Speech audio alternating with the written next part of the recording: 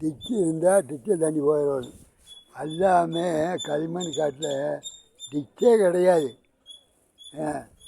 Ditch போட்டு கட்டி கொடுக்குறதெல்லாம் பழைய ஊரில் சல்லியாக்கிற ஊரில் ஆற்றுக்கு மேட்டில் பள்ளத்தோக்கால் இருக்கிறதால மேலே இருக்கிற சல்லியெல்லாம் கட்டியிருப்பாங்க.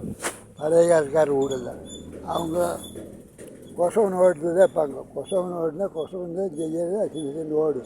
அப்போ தான் சேமி ஓடு வந்திருக்குது, அப்போ சிமெண்ட் ஓடு வந்திருக்குது. இதில் என்னென்னா களிமண் காட்டில் குளிர்ச்சியாக இருக்குது, குளிர்ச்சியாகவும் இருக்குது, நல்லாவும் இருக்குது. வெங்கைக்கால் காட்டில் மில்லு வச்சு ஓட்டல, அதே இது மில்லு வச்சு ஓட்ட முடியாது களிமண் காட்டில். இதெல்லாம் அனுபவம் இருக்கிற ஆளுங்க சொல்கிற கேளு. அப்போ எல்லாருமே நகரமாயிடுதா. டிச்சு இல்லைன்னா அந்த டிச்சு தண்ணி பக்கத்தில் வீட்டுக்குள்ளே விட்டோம்னா நாளுக்கு நாள் அந்த பில்லர் போய் அது கீழே களிமண் கீழே சல்லின்னா வேறு சல்லி வைக்கிது. சுண்ணாம்பு இல்லாத சல்லி வேறு, சல்லின்னு எத்தனையோ பேர் சல்லி வைக்கிது. இந்த களிமண்ணுக்கு கீழே மண்ணில் இன்ஜினியர் எல்லாமே தெரியும். இன்ஜினியருக்கு தண்ணின்னா பிள்ளை அரைச்சிக்கணும். ஆனால் எல்என்டி இன்ஜினியரே ஒரு இடத்துல கட்டி சாஞ்சிருக்குது, அது முட்டு கொடுத்துருக்காரு. நான் யூடிபி சேனலில் அந்த ஆள் சொன்னதை அந்த இடத்தையே போய் அந்த ஊருக்காரனுக்கு காட்டுறேன், ஃபோட்டோ எடுத்து காட்டுறேன். ஏன்னா இன்ஜினியருக்கு எல்லாம் தெரியும்.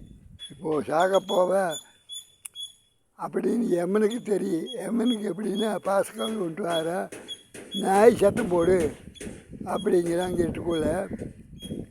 இதெல்லாம் கொஞ்சம் இருக்கலாம், இல்லைன்னு சொல்கிற வழியில். எம்ம மர பாஸ்கால் கொண்டு வர நாய் சத்தம் போடுது, மாட்டுக்கண்ணு அழுகுது, இதெல்லாமே சொன்னது நியாயம்னு படுது. அப்போ பள்ளி சொல்கிறதுமே அது பள்ளி கீசுங்க.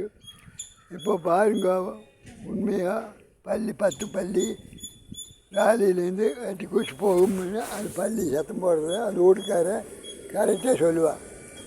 அவன் சொல்கிறதுக்குமே கேரளாவிலேருந்து ராலியில் மூங்கல் வெட்டி கொண்டு வரும்போது அங்கே ஒரு 10 பள்ளி என்ன 5 பள்ளி ஏரிக்காய்க்குள்ளே மூங்கலுக்குள்ளே அந்த ராலிலேருந்து தூக்கி போடும்போது 10 பள்ளி 5 பள்ளி போகுது. அப்புறம் அந்த வீட்டுக்காரர் சொல்லுவார், பார்த்தியா பள்ளி சத்தம் போட்டிருக்குது, உடம்பக்காரர் வரும்னு. உடம்பக்காரர் எப்போ முடிவார் சொல்லி பள்ளி கீச்சுன்னு சொல்லியா. அந்த மாதிரி கேரளாவிலேருந்து ஒரு ராலி கொண்டு மூங்கல் போட்டால் மூங்கல் கொடுக்குற வள்ளியெல்லாம் அதற்காக வெளியே ஓடியார். ஒரு 10, 15, 20, 100 வள்ளியே ஓடியார். ஒரு ராலியில் இருந்த மூங்கலில் அந்த பள்ளி கேரளாவிலேருந்து இங்கே தமிழ்நாட்டுக்கு வருது. இந்த தமிழ்நாட்டுக்காரியை சாஸ்திரம் பார்த்துட்டு ஐயோ அப்படின்னு. அதே மாதிரி திண்டுக்கல் வேறு சந்தையில் குடிபாக்கணும்னா மாட்டுக்கன்று படுத்துருக்கு காளையோ எடுத்து பூட்ட போகும்போது கீழே என்னாண்டு ஒன்றுக்கு ஊற்றுறன்னு ஒன்றுக்கு ஊற்றாது. வண்டி பூட்டும்போது வண்டி கலெக்ட் பண்ணுவாங்க அப்படின்னு சொல்லிட்டு வண்டி பூட்டும்போது தான் அந்த ஒன்றுக்கு ஊற்று. அப்போ மாடு ஒன்றுக்கு ஊற்றுதுன்னா அந்த இடத்துல குழி போடலாம், நாம் நல்ல சயனம் இருக்குது அப்படின்னு திண்டுக்கலுக்குள்ளே போல வேலை செஞ்சூர். இதெல்லாம் இப்போ சாஸ்திரங்க தான் சிலதுகளில். அப்புறம் இந்த இது வெயிட் வந்து சுற்று ஒரு கவுத்தை கட்டி ஒரு அடி அந்த கல்லை கட்டி கைத்தில் மேலே பிடிச்சி சுற்றணும்னா அந்த தண்ணி பார்க்குறான். நம்ம தண்ணி எப்படி பார்க்குறா, அவர் ஒரு சுண்டானா அந்த வெயிட்டுக்கு ஓடிட்டே இருக்கு ஆட்டம் தொடி ஆட்டம். இப்போ ரயிலே இருக்குது, இன்ஜின் ஸ்டார்ட் ஆக மட்டும் கொஞ்சம் கஷ்டம். ஸ்டார்ட் ஆகிடுதுன்னு எவ்வளோ வேகத்தில் போகுது, அந்த வெயிட்டுகளே தள்ளிட்டு போயிடுது. இன்ஜின் ஒரு துளியே தள்ளினா போகுது.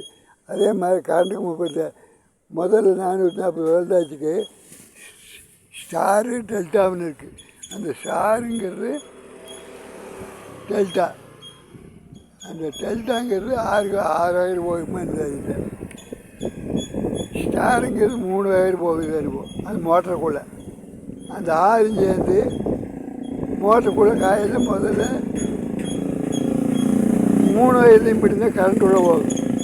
அந்த காயில் போய் சுற்றி மீண்டுமே அந்த சாட்டுக்குள்ளேயும் மேலே வந்து நின்றுக்கு அந்த ஸ்டாருங்கிறது. டெல்டாங்கிறது ஆரோயிரு.